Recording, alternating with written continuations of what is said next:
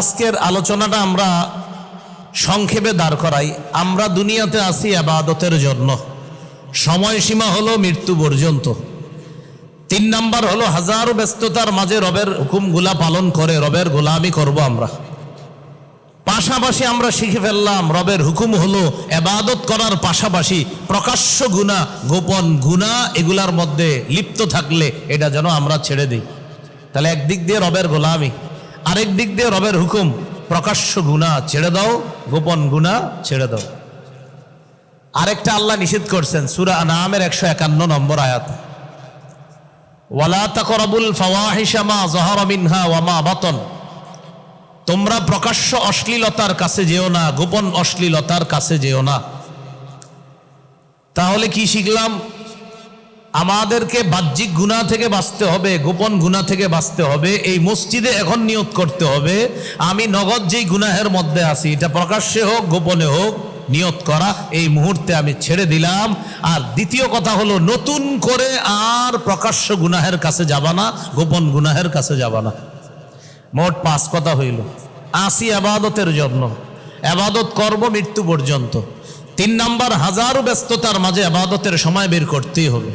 4 number নগদ প্রকাশ্য গুনাহ, গোপন গুনাহ ছেড়ে দেওয়ার ওয়াদা করা।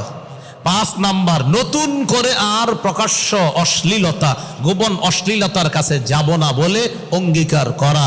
এটা করা গেলে হবে ইসলাহি মাহফিলের সার্থকতা, অর্থাৎ আমার বাহ্যিক এবং আভ্যন্তরীণকে আমি সংশোধন করে নতুন একটা জীবন আজকেই মসজিদ থেকে শুরু করব।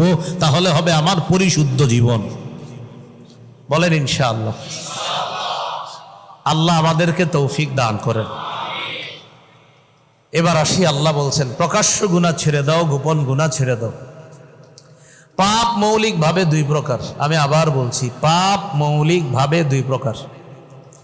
1 নম্বর তারকুল মা'মুর, 2 নম্বর ফি'লুল মাহজুর। এটার অর্থ হলো পালনীয় বিষয়গুলা ছেড়ে দেওয়া পাপ, 2 নাম্বার বর্জনীয় বিষয়গুলা করা পাপ। পাপ মৌলিকভাবে 2 প্রকার। করণীয় বিষয়গুলা ছাড়া পাপ, বর্জনীয় বিষয়গুলা করা পাপ। সহজে মনে রাখবেন, যা করতে হবে তা না করা পাপ, যা ছাড়তে হবে তা করা পাপ। এ হলো পাপ মৌলিকভাবে 2 প্রকার।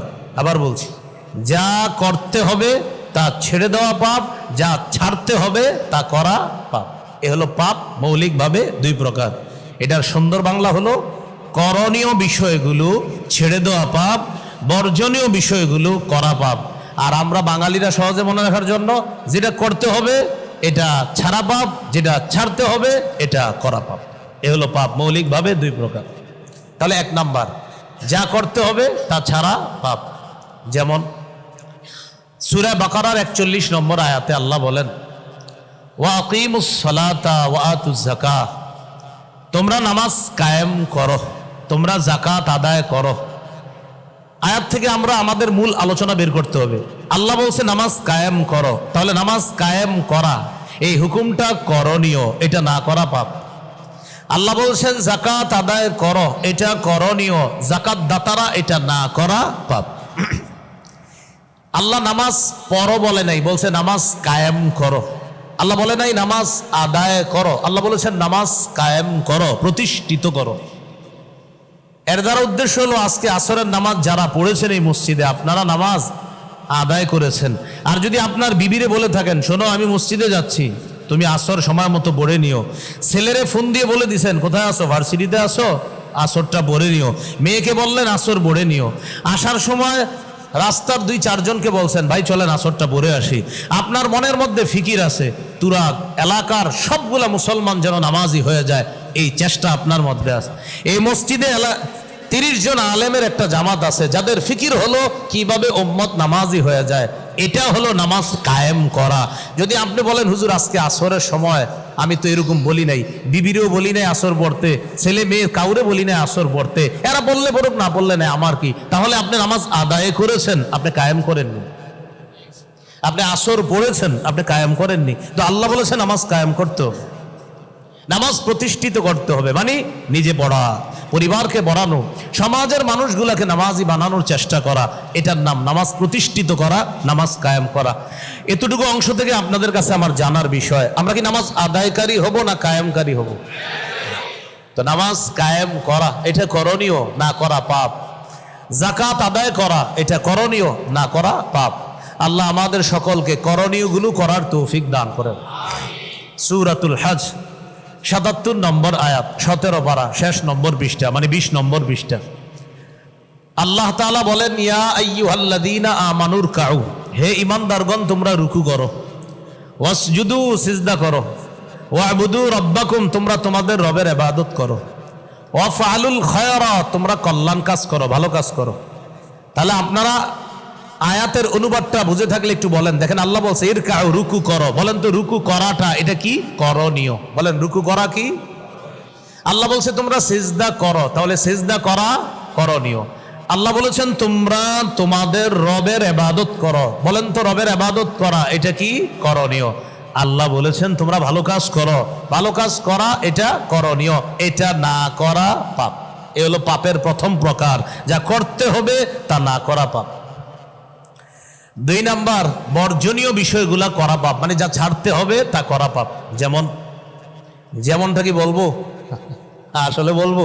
সবাই বলেন বলবো, আরো জোরে বলেন। আচ্ছা, সূরা আলী ইমরানের ১৩১ নম্বর আয়াতে আল্লাহ বলেন, ইয়া আইয়ুহাল্লাযীনা আমানু, সবাই অনুবাদটা করি, বলেন হে ঈমানদারগণ, লা বলেন তাকুলুর রিবা, হে ঈমানদারগণ তোমরা, আবার তোমরা সুদ খেও না। এটা দিয়ে একটু আস্তে হয়ে গেল বিষয়টা। কি বললেন? হে ঈমানদারগণ তোমরা, তাহলে সুদ খাওয়া বর্জনীয়। কেউ যদি খায় পাপ, কেউ যদি খায় পাপ, তাহলে সুদ খাওয়া বর্জনীয়, কেউ খায় এটা পাপ।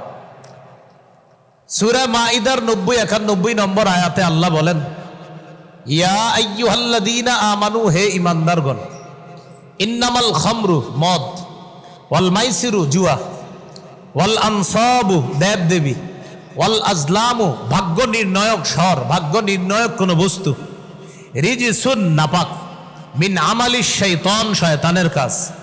মদ শয়তানের কাজ, জুয়া শয়তানের কাজ, দেব দেবী শয়তানের কাজ, ভাগ্য নির্ণায়ক স্বর শয়তানের কাজ। আল্লাহ বলেন ফাজতানিবু, এগুলা থেকে বেঁচে থাকো। বলেন তো মদ এটা করণীয় না বর্জনীয়? জুয়া, দেবদেবী, ভাগ্য নির্ণায়ক বিষয় বর্জনীয়। এখন এগুলা যদি কেউ করে তাহলে পাপ। এখন অনেকে চিন্তা করতেছে আমরা তো মদ টদ খাই না, যাক, মদ দ্বারা উদ্দেশ্য শুধু মদ না, মদ দ্বারা উদ্দেশ্য মাদক দ্রব্য যা আছে, ইয়াবা, বাবা, গাঁজা, হিরোইন, ফেন্সিডিল, আফিম, কানাডা ড্রাই, মাস্তুদ, শ্যাম্পেন, ডাইল, ভ্যান গাড়ির চিপা চুপা, চা দোকানের পিছনে যা আছে সব উদ্দেশ্য এই মাদক দ্রব্য, এটা বর্জনীয়, এটা করা পাপ। জুয়া বর্জনীয়, এটা করা পাপ। অনেকে ভাবতেছে আমরা তো জুয়া খেলি না, খেলে এখন এলাকা এলাকা, মহল্লায় মহল্লায় জুয়া।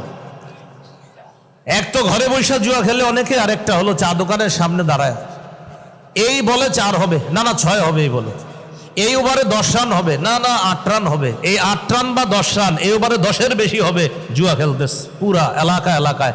টান টান উত্তেজনাকর মুহূর্ত ম্যাচ, তো ওই মুহূর্তে চিন্তা করে এখন ব্যাটসম্যান মারার অপেক্ষায় থাকবে আর বলার থাকবে ব্যাটসম্যানকে আউট করার অপেক্ষায়। এই টান টান উত্তেজনা মুহূর্তে জুয়া খেলে, এই ওভারে ১০-এর বেশি হবে, ১৫-এর বেশি হবে, জুয়া খেলে। এই জুয়া এটা বর্জনীয়, এটা করা পাপ, এটা বর্জনীয়, এটা করা পাপ। আমাদের দেশের সেলিব্রিটিরা এখন জুয়ার অ্যাড দেয়। কিসের অ্যাড দেয়? জুয়ার অ্যাড দেয়। যারা জুয়া খেলে তারাও হারাম কাজের সাথে জড়িয়ে আছে, যারা জুয়ার অ্যাড দেয় ওই সমস্ত সেলিব্রিটি তারাও এই জুয়ার অন্তর্ভুক্ত, তারাও বর্জনীয়, জুয়াও বর্জনীয়। যে জুয়ার অ্যাড দেয় ওই অ্যাড দাতা যে সেলিব্রিটি সেও বর্জনীয়, আর জুয়াটাও বর্জনীয়। তাহলে মদ বর্জনীয়, মাদক দ্রব্য বর্জনীয়, জুয়া বর্জনীয়, ওয়াল আনসাব দেবদেবী মুসলমানের জন্য বর্জনীয়, অল আজলাম ভাগ্য নির্ণয়ক স্বর, টিয়া পাখি, ময়না পাখি, সাপ ইত্যাদি বর্জনীয়। টিয়া পাখি আপনার হাতে আইসা টাকা নিয়ে যাবে, ও আপনার ভাগ্য মোটামুটি ভালো। আরেকজনেরটা নিবে না, ও বুঝায় রাখে টিয়া পাখির এমনি। 10-12 জন আপনারা হাতে টাকা নিয়ে দাঁড়ায় থাকবেন, 2-3 জন 5-7 জনের টাকা নিবে, 100 টাকা 500 টাকা নেয়, 10 টাকা নেয় না, ওটা ও বুঝায় রাখছে আপনার। এখন কি কয়, হালাত ভালো, এরকম হাত দেখে আপনার পিছনে লেখা আছে অমুক দেশ থেকে 5 বার স্বর্ণ পদক প্রাপ্ত অমুক জ্যোতিষী, এরপরে ওখানে আপনার হাত দেখায়। প্রতি শুক্রবার এই জাতীয় একজন লোককে আমি দেখি মিরপুরে জুমার নামাজ পড়াইতে যাওয়ার সময় এইভাবে হাত ওনার কাছে দেখায়। এই হাত দেখানোর সময় এখন দেখবেন কৃষক মানুষ, খেটে খাওয়া মানুষ, ওদের হাতে এমনি একটু দাগ থাকে বেশি। যেমন আমি কৃষি কাজ করি না, আমার হাতে তত দাগ পাবেন না, কিন্তু যারা হাতের কাজ করে, ওয়ার্কশপও কাজ করে, ওদের হাতে দেখবেন প্রচুর দাগ। এখন আপনার হাত দেখে কয় দাগ তো এত থাকার কথা না। পাশে আরেকজন ভালো দাগওয়ালা, তো ওনার হাতে তেমন দাগ নাই, কয় দেখেন তো তার হাত আর আপনার হাত, তো তাকায় দেখে মাশাআল্লাহ কত সুন্দর হাত, আমারটা এমন কেন? কিছু ঝামেলা আছে, বেশি না, হালকা রাহু আছে, কিছু লাইগা রইছে, হ্যাঁ সমস্যা নাই তেমন। হইতেও পারে, তাহলে কি করা লাগবে? 1304 টাকা আনতে হবে আপনার। মানে এরকম একটা অঙ্ক বলবে, মনে করবে হইতেও পারে আসলে, নাইলে 1201 টাকা বলবে কেন? এরকম রাসূলুল্লাহ সাল্লাল্লাহু আলাইহি সাল্লাম বলেন, মান আতা কাহিনান আও আররাফান ফাসাদ্দাকাহু বিমা ইয়াকুল, কোন ব্যক্তি যদি জ্যোতিষীর কাছে, গণকের কাছে যায়, আর গণক যা বলে সে যদি বিশ্বাস করে, ফাকাদ কাফারা বিমা উনজিলা আলা মুহাম্মাদিন সাল্লাল্লাহু আলাইহি ওয়াসাল্লাম, ওই ব্যক্তি আল্লাহ রাসূলের উপর আল্লাহ যা নাজিল করেছে সব সে অস্বীকার করলো। নবীর গোটা শরীয়তটাকে সে অস্বীকার করলো। কেউ যদি জ্যোতিষীর কথা, ভাগ্য নির্ণয়ক যারা, তাদের কথা বিশ্বাস করে, তাহলে এগুলা বর্জনীয়। আল্লাহ আমাদেরকে বর্জনীয় পাপ থেকে বাঁচার তৌফিক দান করেন। সহিহ বুখারীর বর্ণনা 2766 নম্বর হাদিস। এই হাদিসের মধ্যে আছে রাসূলুল্লাহ সাল্লাল্লাহু আলাইহি সাল্লাম বলেন, ইজতানিবুস সাবআল মুবিকাত, তোমরা 7টি ধ্বংসাত্মক অপরাধ থেকে বাঁচো। সাহাবায়ে কেরাম বললেন, ওমা হুন্না ইয়া রাসূলুল্লাহ, হুজুর এই 7টি ধ্বংসাত্মক অপরাধ কি? এই 7টি বর্জনীয় অপরাধ কি? নবীজি বললেন, 1 নাম্বার আশিরকু বিল্লাহ, আল্লাহর সাথে শিরিক করা। আল্লাহর সাথে শিরিক করা এটা অমার্জনীয় একটা অপরাধ, ক্ষমার অযোগ্য অপরাধ। সূরা নিসা 48 নম্বর আয়াতে আল্লাহ বলেন, ইন্নাল্লাহা লা ইয়াগফিরু আইয়ুশরাকা বিহি, আল্লাহর সাথে শিরিকের অপরাধ নিশ্চয় আল্লাহ তাআলা ক্ষমা করেন না। সূরা মাইদার 72 নম্বর আয়াতে আল্লাহ বলেন, ইন্নাহু মাইয়ুশরিক বিল্লাহ, যে ব্যক্তি আল্লাহর সাথে শিরিক করে অবস্থায় যদি সে মারা যায়, ফাকাদ হাররামাল্লাহু আলাইহিল জান্নাহ, আল্লাহ তার জন্য জান্নাত হারাম করে দেয়। ওয়া মাওয়াহুন নার, তার ঠিকানা হলো জাহান্নাম। সূরা জুমারের 65 নম্বর আয়াত। এই আয়াতের অনুবাদ বলার আগে একটু বলি, আপনাদের এই মসজিদের এক মুসল্লি 365 দিন আল্লাহকে সেজদা দেয়, এটা সঠিক। বছরে একদিন কোথায় জানি কাদের পাল্লায় পড়ে তিনি যায়, বছরে একদিন যায় আর কি, যাওয়ার পরে ওই দিনও আল্লাহরে সেজদা দেয়, 5 ওয়াক্ত নামাজে আল্লাহরই সেজদা দেয়, কিন্তু আবেগে আরেক জায়গায় আরেকটা দিয়ে দেয়। আবেগে এমনি ওই দিন আল্লাহরও সেজদা দেয়, আবেগে আরেক জায়গায় দেয়। তো আপনারা একজন দেখে ফেলছেন ঘটনাকে, আপনি কি করলেন? এটা ওইটা তাজিমি সেজদা, এটা সম্মানের সেজদা, এটা বুঝবা না, এটা আলাদা একটা জগৎ, ওই বিদ্যা তোমরা পড়ো নাই, এটা ভিতরের একটা বিষয়, এটা বুঝবা না। এটার নামই হলো মারিফত। আপনারে বলবে তোমরা শুধু শরীয়তের বিদ্যা শিখছো, মারিফতের বিদ্যা শিখো নাই। শরীয়তের বিদ্যা হলো 30 পারা কোরআন, আরো 60 পারা রয়ে গেছে মারিফতের বিদ্যা, সেটা হযরত আলীর কাছে আছে। এইভাবে আপনাদেরকে বুঝাবে। মোট 90 পারা, কয় পারা? এর মাঝে 30 পারা শরীয়ত যেটা আমরা পড়ছি, আর 60 যেটা এটা পড়ি না, এটা টোটাল মারিফতের জগৎ। আর ওই জগতে গেলে দেখবেন যত শিরিক বেদাত কুফুর আছে সব, কিন্তু বলবে না, মনে হবে শিরিক, আপনারা বলবে কিন্তু শিরিক না, মনে হবে কুফর, কুফুর না। কেন? কারণ এটা তো অন্য জগতের খেলা, এটা আপনারা বুঝেন। এখন কোন ব্যক্তি যেই জগতেরই খেলা হোক, এবার কোরআন কি বলে দেখেন।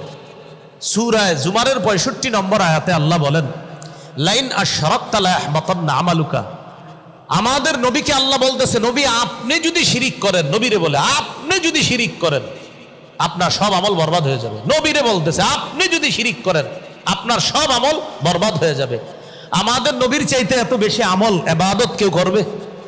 আমাদের নবী আল্লাহর পরে সবচেয়ে শ্রেষ্ঠ। নবীরে আল্লাহ তাআলা ধমকটা দিয়ে কি বুঝায়? দেখো আমার নবী তো কখনো শিরিক করবে না, আমার নবীর চাইতে শ্রেষ্ঠ আগে কেউ আসে নাই, পরেও আসবে না, সেই নবীকে বললাম শিরিক করলে আমল বরবাদ, তো তোমাদের কি অবস্থা হবে চিন্তা করো। আল্লাহ আমাদের সকলকে শিরিক নামক এই অপরাধ থেকে বাঁচার তৌফিক দান করেন। আমার সাথে একটু বলেন, বলেন কথার শিরিক, কর্মের শিরিক, বিশ্বাসের শিরিক, সব ধরনের শিরিক থেকে আল্লাহ হেফাজত করেন, আমিন। তাহলে কথায় শিরকি কথা বলা যাবে না, কর্মে শিরকি কাজ করা যাবে না, আকীদায় শিরকি আকীদা রাখা যাবে না। শিরকি আকীদা কেমন? আপনার স্ত্রীর সন্তান হয় না, কে যেন আপনারে বুদ্ধি দিছে অমুক জায়গায় মানত করো, মানত করার পরে বউরে একদিন নিয়ে যাও, নিয়ে যাওয়ার পরে সেখানে কিছু বিষয়বস্তু আছে, ওগুলা করলেই ওই যে বাবা আছে এই বাবা ব্যবস্থা করে দিবে সন্তানের। এরকম যদি কারো মধ্যে মানসিকতা আর বিশ্বাস থাকে তো বাস আপনি নিশ্চিত থাকেন আপনি মৃত্যুবরণ করবেন, তো আপনি মুশরিক অবস্থায় আপনার মৃত্যু হয়ে গেল। 25 পারা 7 নম্বর পৃষ্ঠা সূরা শুরা 49-50 নম্বর আয়াতে আল্লাহ বলেন, লিল্লাহি মুলকুস সামাওয়াতি ওয়াল আরদ, আসমান জমিনের রাজত্ব আল্লাহর, ইয়াখলুকু মা ইয়াশা, আল্লাহ যা ইচ্ছা তা সৃষ্টি করেন, ইয়াহাবু লিমান ইয়াশাউ ইনাসা, আল্লাহ যাকে ইচ্ছা তাকে কন্যা সন্তান দান করেন, ওয়া ইয়াহাবু লিমান ইয়াশাউ যুকুর, আল্লাহ যাকে ইচ্ছা তাকে ছেলে সন্তান দান করেন, আও ইউযাউযুহুম যুকরানা ওয়া ইনাসা, আল্লাহ যাকে ইচ্ছা ছেলে মেয়ে উভয়টা দান করেন, ওয়া ইয়াজআলু মান ইয়াশাউ আকীমা, আল্লাহ যাকে ইচ্ছা বন্ধা বানাবে, ছেলেও হবে না মেয়েও হবে না, এই ক্ষমতা একমাত্র কার? আল্লাহ। এটা আমাদের বিশ্বাস, এটা আমাদের আকীদা। আকীদা স্বচ্ছ থাকতে হবে, সন্তান দেওয়ার একমাত্র ক্ষমতা আল্লাহ, হ্যাঁ মনে রাখতে হবে। মুহাম্মদ সাল্লাল্লাহু আলাইহি সাল্লাম যিনি আল্লাহর পরে শ্রেষ্ঠ, তিনিও সন্তান দেওয়ার ক্ষমতা না, ক্ষমতা কোনো মানুষের না, সন্তান দেওয়া না দেওয়ার একচ্ছত্র ক্ষমতার মালিক আল্লাহ। এটা আকীদা।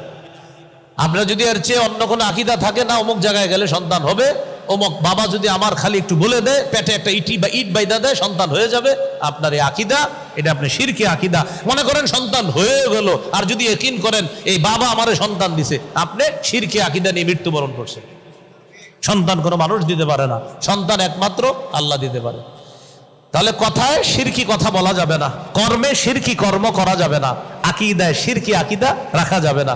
আল্লাহ আমাদেরকে হেফাজত করেন। 7টি বর্জনীয় পাপ, 1 নাম্বার শিরিক করা যাবে না, 2 নাম্বার ওয়াসসিহরু জাদু করা, জাদু শত্রুকেও করবেন না, যিনি আপনার শত্রু কথার কথা, আপনার একজন শত্রু তারে দেখতে পারেন না, ওই লোকটারও আপনি জাদু করেন না। আপনার পায়ে পড়ে বলি আমি, আপনার শত্রুকে আপনি কখনো জাদু করেন না, এই জাতীয় গর্হিত কাজ কখনো করবেন না। যেই ব্যক্তির সাথে আপনার শত্রুতা আছে কথা কাটাকাটি করেন, ঝগড়া করেন, কিন্তু জাদু করেন না লোকটার। জাদুকরদের কাছে যায়েন না, কুফুর শিরিক করে সেহেরের মাধ্যমে লোকটার জীবন শেষ করে দিয়েন না। আমাদেরকে যেন কেউ জাদু করতে না পারে। ফজরের পরে মাগরিবের পরে কুল হু আল্লাহ 3 বার, ফালাক 3 বার, নাস 3 বার, জোহর আসর এশার পরে কুল হু আল্লাহ 1 বার, ফালাক 1 বার, নাস 1 বার, ফজর মাগরিবের পরে কুল হু আল্লাহ 3 বার, ফালাক 3 বার, নাস 3 বার, জোহর আসর এশার পরে কুল হু আল্লাহ 1 বার, ফালাক 1 বার, নাস 1 বার। বিছানায় যাওয়ার পর রাতে যখন ঘুমাবো কুল হু আল্লাহ 3 বার, ফালাক 3 বার, নাস 3 বার পড়ার পর এইভাবে হাতে ফু দিবেন, তালুতে ফু দিয়ে শুধু সামনের অংশ মুছে দিবেন, সামনে শরীরের সামনের অংশটা আপনি এইভাবে পুরাটা মুছে দিবেন, এইভাবে ইনশাআল্লাহ আল্লাহ জাদু টোনা থেকে হেফাজত করবেন। মনে থাকবেনি আমলটা? আল্লাহ তৌফিক দান করেন। একদিনে আমল না ছাড়া, তাহলে জাদু করা এটা বর্জনীয় পাপ, এটা না করা, এটা যারা করবে তাদের দুনিয়া বরবাদ আখিরাতও বরবাদ। 3 নাম্বার ওয়া কতলুন নাফসিল্লাতি হারামাল্লাহু ইল্লা বিল হক, অন্যায় ভাবে কোনো মানুষকে হত্যা করা, অন্যায় ভাবে কোনো মানুষকে হত্যা করা। আমাদের দেশে হত্যা করা এটা একটা স্বাভাবিক বিষয় হয়ে গেছে, হত্যা নামক অপরাধটা যেন স্বাভাবিক। মানুষের সামনে মানুষকে মারতেছে, 10 জন ভিডিও করতেছে তার হত্যার, তারে যে মারতেছে এটা 10 জন ভিডিও করে যারা, তাদের মধ্যে কারো যদি নিয়ত থাকে যে ওর হত্যার ভিডিওটা আমি যদি না করি আমার ফেসবুক পেজটা দাঁড়াবে না, এই নিয়তে যদি কেউ ভিডিও করে যে আমি বাধা দিলে তো শেষ, বাধা না দিয়ে ভিডিও করি, করার পর আমারে সবাই চিনবে। যদি কেউ এরকম নিয়তে ভিডিও করে, হত্যার মধ্যে ও শামিল, হত্যার মধ্যে ও শামিল। যদি এই নিয়তে বাধা না দেয় যে আমি বাধা দিলে তাহলে তো শেষই হয়ে গেল ঘটনাটা, আর ঘটনা শেষ হইলে ভিডিও তো করতে পারলাম না, আর ভিডিও না করতে পারলে তো কি হইলো, কেউ তো জানলো না বিষয়টা। তো আমি অন্তত এই ভিডিওটা দিয়ে বাংলাদেশে প্রসিদ্ধ হতে হবে ও হত্যার মধ্যে শামিল। রাসূলুল্লাহ সাল্লাল্লাহু আলাইহি সাল্লাম বলেন, কিয়ামতের ময়দানে নিহত ব্যক্তি হত্যাকারীকে হাত ধরে আল্লাহর কাছে নিয়ে বলবে, আল্লাহ এই ব্যক্তি আমাকে হত্যা করেছে, আমি বিচার চাই। হাদিসে আসছে তাশখাবু দামা, তার শরীরের রক্ত পড়তে থাকবে, হত্যা যে করছে এই রক্ত পড়া অবস্থায় গিয়ে বলবে, আল্লাহ এই লোকটা আমারে অনর্থক হত্যা করছে, আল্লাহ আমি বিচার চাই, তার বিচার করেন আপনি। এটা তো মানুষ। আরে চড়ুই পাখিকে অন্যায়ভাবে হত্যা করলে চড়ুই পাখি মামলা করবে আল্লাহর কাছে। নাসাইর হাদিস, রাসূলুল্লাহ সাল্লাল্লাহু আলাইহি সাল্লাম বলেন, মান কাতালা উসফুরান আবাসা, কেউ যদি দুনিয়াতে একটা চড়ুই পাখিকে অন্যায়ভাবে হত্যা করে, বেচারা বৈশা রইছে। আপনারা দুই বন্ধু রাস্তা দিয়ে হাঁটতেছেন, আমাদের কুমিল্লা বলে এটাকে গুলাই, আর অন্যান্য দেশে কি বলে এটাই মনে হয় বলে। একজন আরেকজনকে বলতেছে, দেখ আমার নিশানা কত সঠিক, এই নিশানা সঠিক করতেছে চড়ুই পাখিরে মাইরা, বন্ধুরে দেখাইতেছে। এইভাবে চড়ুই পাখি মেরে ফেলছে, চড়ুই পাখি মারা গেছে।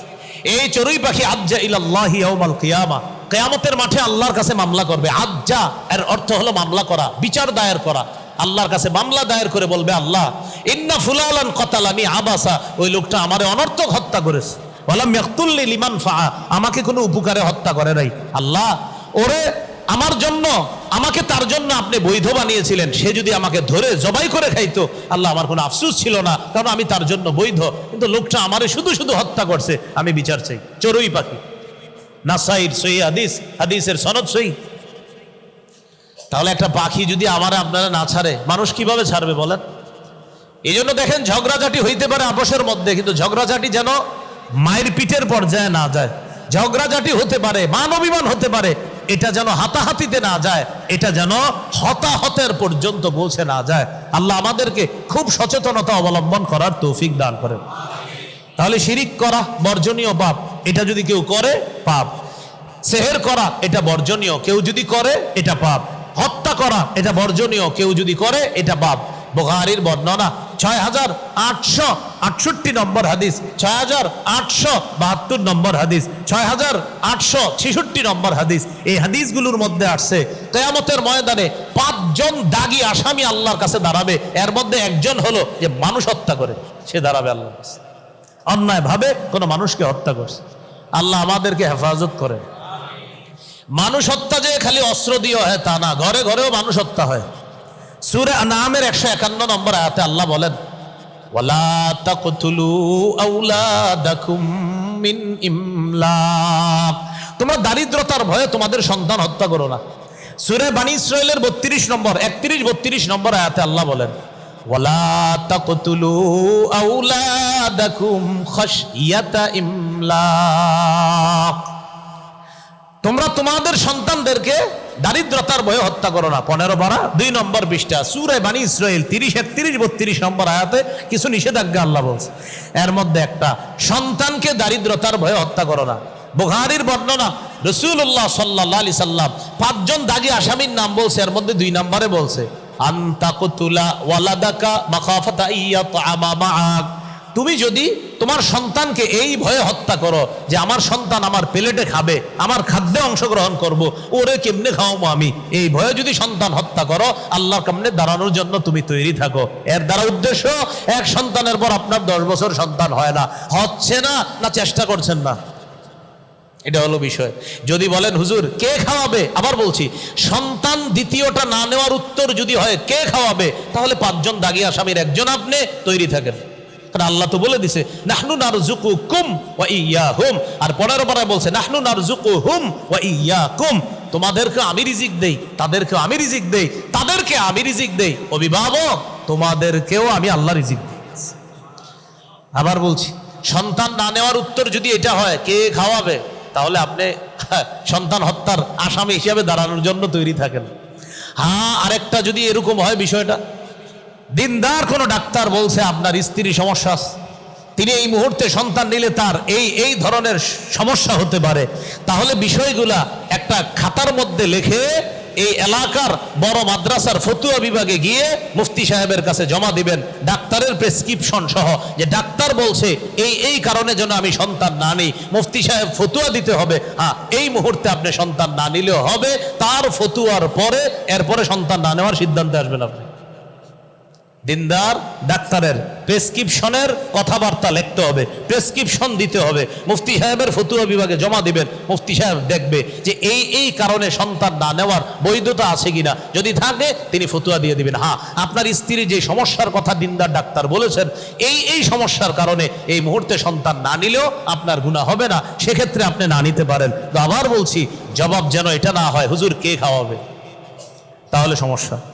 আল্লাহ আমাদেরকে হেফাজত করেন।